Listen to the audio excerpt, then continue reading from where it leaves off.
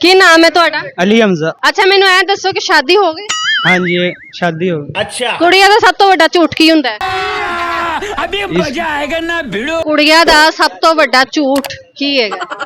कुड़िया मैंने तो नहीं देखा, मैंने जिससे मोबाइल करी है मेरी शादी होगी, ਕਹਿੰਦਾ मैंने तो नहीं देखा। क्योंकि मैंने जिससे मोबाइल करी उन्हें ना कोई झूठ बोला, जो मैंने कहा मेरी बात मानी है। अच्छा एक बेटा है मेरा माशाल्लाह, अभी हफ्ता पहले पैदा हुआ है। क्या बात है सर। ਲਵ ਮੈਰਿਜ ਹੋਈ ਹੈ। लव मैरिज हुई है। ਤੁਹਾਨੂੰ ਆਪਣੀ ਬੇਗਮ ਦੀ ਸਭ ਤੋਂ ਬੁਰੀ ਆਦਤ ਕਿਹੜੀ ਲੱਗਦੀ ਹੈ ਵਿਆਹ ਤੋਂ ਬਾਅਦ?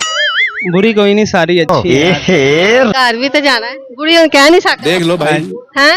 ਅੱਛਾ ਸਭ ਤੋਂ ਜ਼ਿਆਦਾ ਮੁਸ਼ਕਿਲ ਕੀ ਹੈ ਜੀ ਸ਼ਾਦੀ ਕਰਨ 'ਚ? You are a good question. मुश्किल बस यही लड़ाई झगड़े, समझ रहे हो आप। ਕਿਹਦੇ ਨਾਲ? उनके घर वालों के साथ लड़ा, शादी नहीं कर रहे थे। ਤੁਹਾਡੇ ਘਰ ਵਾਲੇ ਨਹੀਂ ਸੀ ਮੰਨਦੇ? खत्म। ਤੁਹਾਡੇ ਘਰ ਵਾਲੇ ਮੰਨ ਗਏ ਸੀ? मेरे घर वाले ਨਸਾਲਾ ਨਹੀਂ ਸੀ? नसान गए सी, सट्टा सुट्टा कुटे होना। ਕਿੰਨੇ ਸ਼ਿਕਾਇਤ ਲਾਈ ਕਿ ਨਸਾਨ ਆਇਆ ਮੁੰਡਾ? देख लो भाई। शिकायत नहीं, फड़िया गया, महल्ले वाले ने दसता पहले ही। अच्छा ਪੜਿਆ ਕਿਵੇਂ ਗਿਆ? गली च गया ना, उन्होंने बेलियां ने दसता वो मुंडा आया हुआ थे। ये फंस गया। वो नप लिया, फिर कुटिया पड़ के।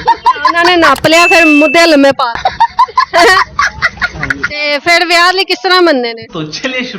पैसे लिखवाए हैं 10 लाख रुपए, 10 ਲੱਖ निका नाम है। ਕਾ ਨਾਮ ਹੈ ਤੇ 10 ਲੱਖ ਲਿਖਵਾਏ। हाँ जी। समझ रहे हो। ਉਹਨਾਂ ਨੂੰ ਕੋਈ ਸ਼ੱਕ ਸ਼ੁਬਾ ਹੈਗਾ?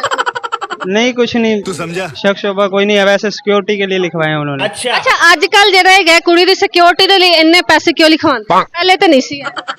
पता नहीं, पहले नहीं था, अब कर रहे हैं। ਕੋਈ ਗਾਣਾ ਸੁਣਾ ये फंस गया सी। गाना नहीं आता, ਸ਼ੇਰ हर चीज से दूर है, ਵਜਾ। बस काम। शाबाश बेटा। ਅੱਛਾ ਜ਼ਿੰਦਗੀ ਦਾ ਐਸਾ ਕਿਹੜਾ ਟਾਰਗੇਟ ਹੈਗਾ ਜਿਹੜਾ ਅਚੀਵ ਕਰ ਲਿਆ? You are a good question. अभी तो नहीं करा, करना है। ਕਿਹੜਾ? अपना काम करना है, कोई घर बार अपना लेना है। अच्छा ਆਪਣਾ ਕੰਮ ਸ਼ੁਰੂ ਕਰਨਾ ਹੈ। ਸਹੀ ਹੋ ਗਿਆ ਤੇ ਹੁਣ ਤੁਸੀਂ ਮੈਨੂੰ ਗਾਣਾ ਨਹੀਂ खाना आंदा ही नहीं, किथों सुनावा। ਕੋਈ ਤੁਹਾਡੇ ਕੋਲ ਆਰਡਰ ਆਵੇ ਤੁਸੀਂ ਕਿੱਦਾਂ ਦੱਸ ਦਿਓ ਕਿ ਸਾਡੇ ਕੋਲ ਇਹ ਮੈਨੂ ਹੈ? ਸਾਡੇ ਕੋਲ ਅਸੀਂ ਦਾਗ ਪੁੱਛਦਾ ਸਾਲਨ ਦੇ ਬਾਰੇ, ਕਢਾਈ ਦੇ ਬਾਰੇ चलो भाई। ਉਹੀ ਦੱਸਦੇ ਆ, ਜਿਵੇਂ ਦਾਲ ਕਬਾਬ ਬਣੇ ਆ, क्या बात है सर। ਕੋਰਮਾ, ਕੀਮਾ, ਕਾਲੇ ਚਨੇ, ਲੋਬੀਆ, ਦਾਲ ਮਾਸ਼, ਦਾਲ ਸਪੈਸ਼ਲ, ਐਵੇਂ ਦੱਸਦੇ ਉਹਨਾਂ ਨੂੰ। ਸਾਰੀਆਂ ਦਾਲਾਂ ਹੀ ਦੱਸਦੇ ਨੇ ਤਾਂ ਕਿ ਜਿਹੜਾ ਕਸਟਮਰ ਬੈਠਾ ਹੋਵੇ ਉਹ ਨੱਸ ਜਾਵੇ। नहीं जी, हमारी दाल ही मशहूर है सबसे ज्यादा।